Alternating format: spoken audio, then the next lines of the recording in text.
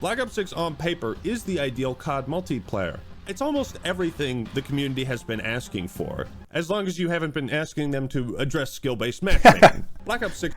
Yeah, I mean, I was about to say, I'm curious to see what he thinks about skill-based matchmaking, because, I mean, that's like the hot topic right now that everybody wants to know. Is it in the game? Is it not in the game? So I wonder if he has an opinion on this. Combines innovative new mechanics with the tried and true proven class. And another thing, is he just going to avoid the topic altogether? I mean, I know he's a bigger creator, so there's a higher percent chance that he might have some sort of sponsorship with Black Ops 6. I'm not sure, maybe not. But if so, then I would imagine he's probably not going to be inclined to talk about skill-based matchmaking. Classics. And surprisingly, everything has worked great for me. Like, no game-breaking bugs or glitches, so why aren't I more enthusiastic about it? You know what it is? It's because I'm a goddamn parrot, Mason, and I say the same thing every year. Call of Duty doesn't have enough unique game modes. Make more of them. Make them fun. New. Fellas, I've been around the block a few times, so if you want to really get my attention, you gotta give me an X factor, an experience I can't get in an older Call of Duty, something to make it stand out. This year's multiplayer is so standard. They don't have ground war, and I'm not much of a Warzone guy, so it seems like I'm getting less content than I have before. Although, it could just be I'm a little bitch and I'm being needy. I mean, yeah, it's a fair assessment. I think it's more so, I guess, coming from a casual perspective of you just want more variety. For me, and I would imagine other competitive players, they might value the more standard COD so that they can get better at it and then compete in it, kind of thing. And then it's always better to have a standardized game to do that. But if you're coming from a more casual perspective of you just want to like log on and have fun, I can understand like wanting to have a little more variety. The reason I enjoyed Modern Warfare 2 so much is because of ground war. It was the perfect alternative. I will die on this hill that I do not know why they reused the name Modern Warfare 2. That just drives me crazy. I ever got tired of the standard 6v6. Lord knows Battlefield hasn't been piquing my interest at all, and the last Battlefront game came out 7 years ago. So there is this vacuum of large-scale warfare games that I crave. 64 players, big-ass maps, vehicles, turrets, airplanes, all this shit. You know, even the war mode in COD World War II was a nice change of pace. The enemy is building a breach. Stop the enemy. Yeah, this game mode was pretty fun back in the day. It really felt like you would be pushing like with a lot of momentum as your team, and then there's a lot of pushback. It was kind of like this tug of war sort of aspect going on. I would like to see a game mode like this back, like if they could bring it back. Or I'm thinking of the old World at War game mode. Maybe he's enemy from building that breach. Oh, this is like Vanguard or something, isn't it? Yippee! Hard. I'm talking about the old. There was like a war mode back in World at War. That was a really fun game mode. Domination. Team Deathmatch. How exciting. See, I think the problem is, once again, I think the standardness of Call of Duty is okay if they stop re-releasing the game every single year or 2 years or whatever it may be. Like, I think it's okay to have that standard kind of, flow in the game and the standard features of what people know what to expect, and then just like build on that, like make a competitive scene around one Call of Duty that's very familiar to everybody, so when you tune in, you know what you're watching. Like, if I was to tune into Call of Duty as someone who hasn't really played since 2015, like, I'm not going to know what's going on because like the maps all look different, the guns are different, I don't know what the meta is, etc., etc. But if I like tune into League of Legends or Super Smash Bros. Melee, let's say, like, I'm going to be pretty familiar with what's going on because it's basically the same game. Yeah, sure, League of Legends has updates and some new characters come in, but for the most part, it's still it's still easy for me to jump back into. But with Call of Duty, I mean, yeah, it's just like you're shooting each other at the end of the day, and it's like the same game modes, but the maps are all different, the guns are all different, etc., etc. So I think this standardization is okay if it was just like one game that was released every like 10 years or something. But in this context, yeah, they're releasing a new game every year, so it would be better if they sure had some variety, I guess. I've been a good boy. Otherwise, it's like pointless. Like, why are you re-releasing the same game over and over and over again with like no changes? This year, I sure hope Santa lets me play Kill Confirmed. Look, I'm just at that point where the standardized Call of Duty status quo, like, I need more than that. Now, there are some new modes like HVT, which is basically VIP from Halo. There's also Prop Hunt, some gunfight, Face Off. I think I've had the most fun with Ransack. Basically, there's a pot of gold that spawns in different locations around each map, and then you gotta fight a bunch of leprechauns, and, well, you gotta fight other players, bring the gold back to your spawn, but if you die, you drop the gold. So it's kind of like Headhunter in Halo Reach. But you can also infiltrate your opponent's base and steal their gold. You can steal the enemy's points. I want more modes like this where I can actually describe what's unique and creative about it. Instead, the new innovation is like this fucking bullshit map, Stakeout. What is this? You made a map smaller and stupider than Nuketown. How did you accomplish I want to know what the size of this map is. Is it like on tier with, or is it can you compare it to Shipment from Call of Duty 4? That was like the smallest map ever, I'm pretty sure. I don't know if anything has ever topped it since, but so I'm curious about the size of this map compared to that. this? It's great for grinding, and I am kind of embracing my dumbass arc. But this map kind of signifies a deeper problem for me. Is it just like a tiny house? We may have to contend with. Get your chain swords ready, because I'm about to spit some heresy. That maybe Nuketown was a net negative for the Call of Duty franchise. I'm just saying, okay? It's been 14 years, man, that we're still playing on that fucking map. Yeah, it is interesting. I mean, Nuketown is kind of like the map that always gets reworked almost in every COD and brought back because it's just a classic. So it's fun to like, I guess, innovate on it and give it a new aesthetic, but while maintaining the old map. Something about that quick combat has like tapped into the TikTok attention span deficit brain rot Black Ops 1, dude, was ahead of its time. of our generation. And I think they just keep making maps smaller and smaller, simpler and simpler. It just seems like modern Call of Duty map design is based around one idea. Don't let players go more than 10 seconds without finding an enemy to shoot. I think maps are much more Well, I think that's like expected in Call of Duty, kind of. I mean, like to an extent, like COD is supposed to be a fast-paced arcade shooter with like 3 lanes.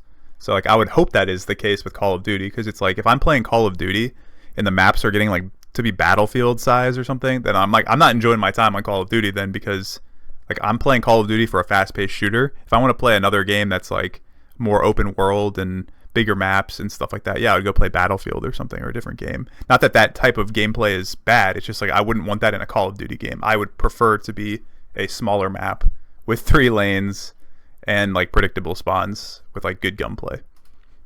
Compelling when they're designed around specific modes or fulfilling some kind of fantasy. None of the maps in Black Ops 6 reflect the settings in the campaign, or at least they were so bland I didn't recognize them. I call this desert map Shitbox Creek.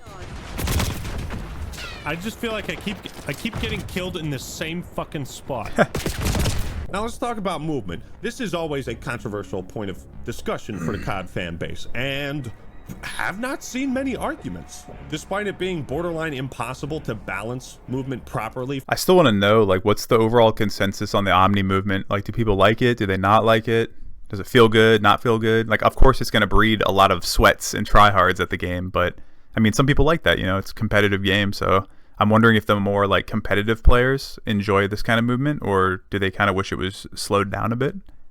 For all play styles, the speed of this game feels kind of cranked like Vanguard, and while it's fluid and fast, I think this also exacerbates the issues with the maps. When you design COD around instant action and instant gratification, you lose a lot of those tactical elements and opportunities for players to use the unique tools to strategize.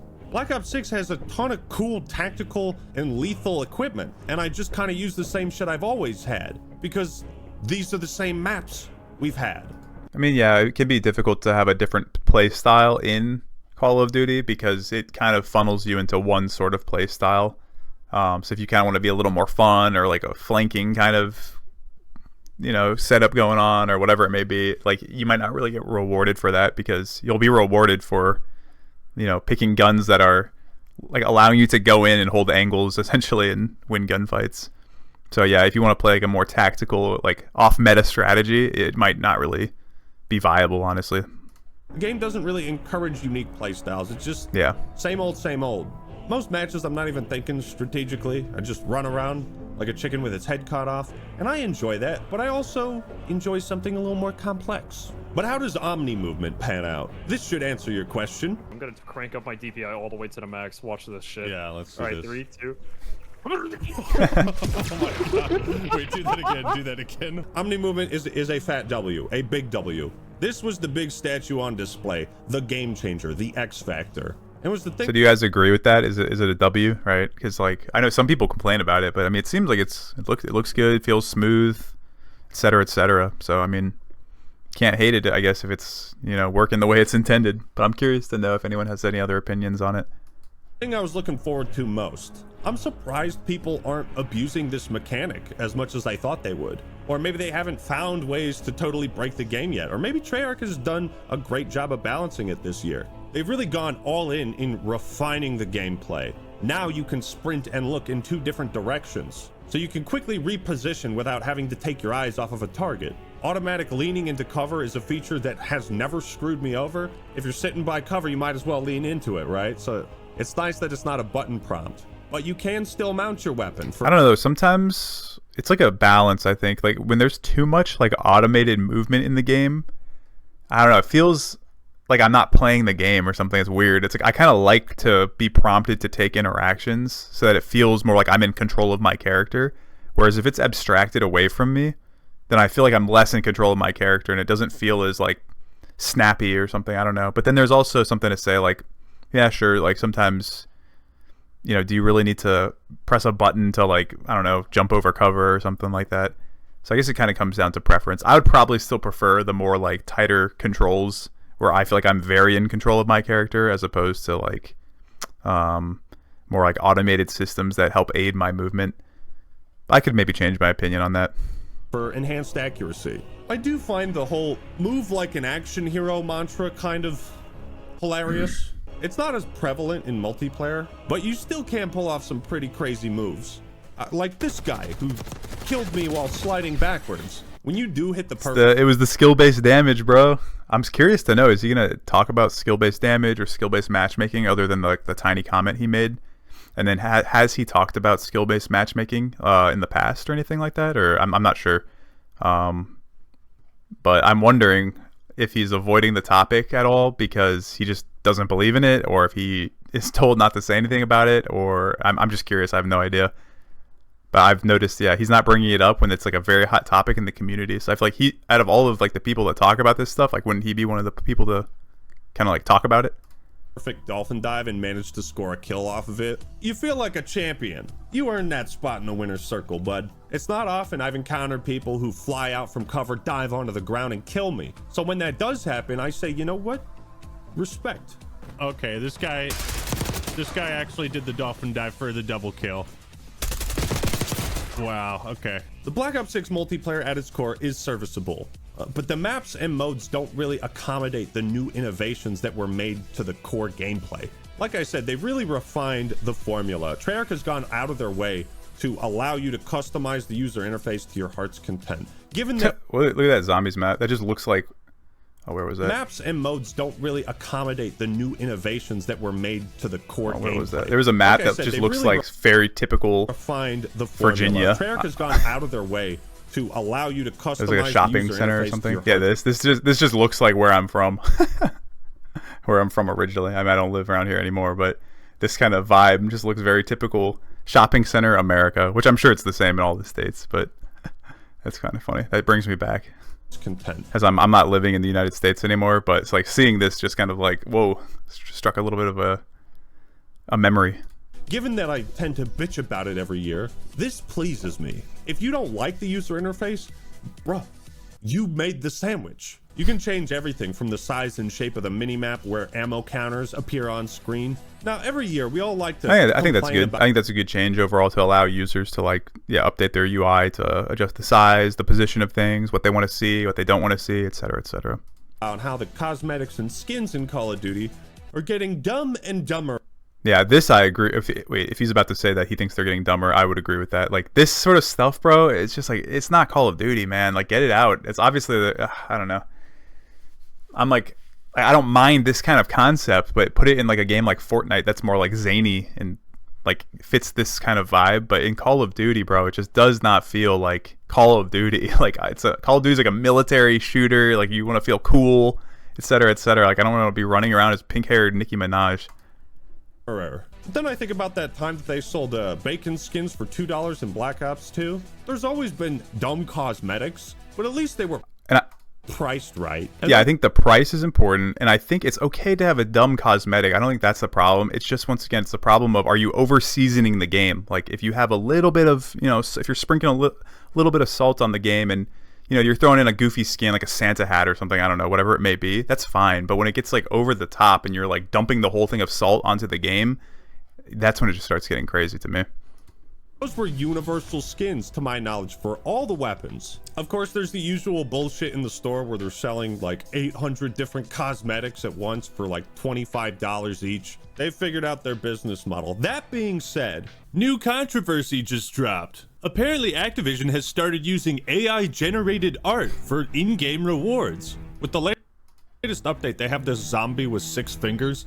And now it's got me wondering, okay, if this is AI generated. I mean, I wouldn't be surprised if like 90% of the things, like the calling cards, camos, images, whatever, is like AI generated. That's a whole other debate. I'm trying to think what I think about that. Like, I think AI usage in general is not bad, but I do think it has a chance to like pull the soul away from the game, so to speak, because, you know, you're taking it away from the actual artists and you're putting it into like a, you know, common AI algorithm that's going to output stuff that is just kind of soulless, I guess, to an extent. And at a bigger company, it's more of a problem because, yeah, you would have graphic designers that are normally making this stuff, but if they're getting, you know, if they're using AI, it's most likely the case that a lot of the graphic designers and graphic artists are going to be let go, probably. So that's a whole other problem. So I think AI usage, you know, like if at a small scale is fine, not a big deal. I think I think it's not a big deal in general, but there is something to be said about it. Does kind of take away the soul of the game, and it does come at the expense of graphic designers and stuff like that at a big company. If it was like a small company or an indie dev or an indie company or an individual, I don't think it's a problem, because they're probably trying to, like, you know, save money and then output something so that they can compete against these bigger, like borderline monopoly companies. What else is in the game? Oh look, voice actors for zombies are being replaced because they don't have protections for AI generated. Yeah, this is crazy to me. So this, in my opinion, should be like, if you are using an AI voice for somebody, like an actor in your game or an actress in your game, I personally believe that you should have to pay them a royalty or like a licensing fee to use their voice. That would be acceptable if they agree to it. But if they don't agree to it, then I would say you shouldn't be allowed to use the likeness of somebody in a game. You know what I'm saying? Like, I think that's crazy to me. I mean, that would be like, wouldn't that be the same as like putting that Nicki Minaj skin in the game, for example, without getting the consent of Nicki Minaj and her whole team of if you can use her likeness? So I think that's a huge, huge issue where there should just be protections for the artist, essentially. And then the same could go for graphic designers and graphic artists. Like, maybe if the AI is using their art as a baseline to generate art, then maybe you have to pay the artist a royalty or some sort of licensing fee to use those images as the baseline, something like that. So I mean, I'm sure there'll be ways around it where you just don't use those artist images and you use a more public kind of image base. And then same thing with the voices. Maybe you just don't use those actors and actresses' voices, and you just go outside to the public and generate some other voice kind of thing. But that's kind of where I stand on that. I think just as long as like the person's getting paid for their voice, that's fine if they agree to it. If not, then you shouldn't be able to use it. Content that uses their voice? Look at me, I'm Activision. Let's create something great and then fucking ruin it. Out of all the greedy shit Activision has pulled, AI generated rewards and cosmetics is pretty high up there. The customization ties in. I mean, I don't know. I still like, because it's a big company and it comes at the expense of the artists and stuff. That's like the main problem I have in terms of like the actual like if I am a customer buying the art, it's like up to me if I like the art and think it looks cool or doesn't think it looks cool. I don't think I care if AI made it or not. Of course, it's always going to be more impressive to me that if a human made it than if, like, you know, AI made it. But yeah, I don't know. I think that it's up to the consumer to, if the art looks cool and you buy it, then that's on you, kind of thing. And quite nicely with classic prestige. Yes, isn't it beautiful and great? You'd never need to change. So why did you? What's really cool this year is each prestige rank represents a different Treyarch Call of Duty game. First two prestiges are World at War themed, the next two Black Ops 1. This is a great way to pay homage to the classics, and it makes Black Ops 6 feel like a celebration of the series. It makes me happy that I can unlock a loading screen and see the streets I grew up on. Looks like we're getting to the end of the multiplayer section here. So I guess he is not going to talk about skill-based matchmaking or skill-based damage, which is interesting because I feel like that's such a hot topic that if you're making a video like this and you have a multiplayer section, I would feel like that you would definitely want to at least bring it up or talk about it or something, right? I don't know. Like, especially if you're reviewing the game. But, I mean, once again, if you just don't believe it's in the game or if his hands are tied to where he can't say anything about it, then I get it. He doesn't have to talk about it. This game also added something called kill orders, a short list of challenges that the entire player base can contribute to unlocking for everyone. If that sounds familiar, it's because they took notes from Helldivers 2. I hope Black Ops 6 isn't the last game to see the power of community-driven rewards and events. Treyarch has done one heck of a job fleshing out this game's quality of life features. But although they had 4 years to work on Black Ops 6, it seems like most of their efforts went into polish and refinement rather than creative innovation in this very, very long-running franchise. Yeah, I mean, once again, I think the standardization of the game is not a problem inherently if they just stop re-releasing the game. But y'all agree, like, because they're constantly re-releasing it, at least, like, throw us some sort of variety or something, though, like, you know, some sort of it factor that makes the game stand out, I guess. But I guess the Omni movement would be the thing that they would talk about as the it factor that makes the game stand out. But maybe ACTMAN was hoping for something more like different game modes or something like that. I don't know, or different style maps or something. I get that it's difficult to come up with new, exciting experiences that are going to cater to the core fan base. The new experience is the skill-based damage, bro. Well, what can I say? I love Ground War. Omni movement is a welcome addition to COD's formula and can make for some pretty memorable moments. But the map design and game modes, I've seen it, I've done it. I'm going to zombies. Black Ops. All right, I'll stop the video there, but because I feel like the multiplayer section is the only section that's relevant to the stuff that we've been talking about on my channel. But yeah, go check out this video. I mean, it's like a hour long. He just released it, so I'll let you guys watch the full thing on his channel. But peace.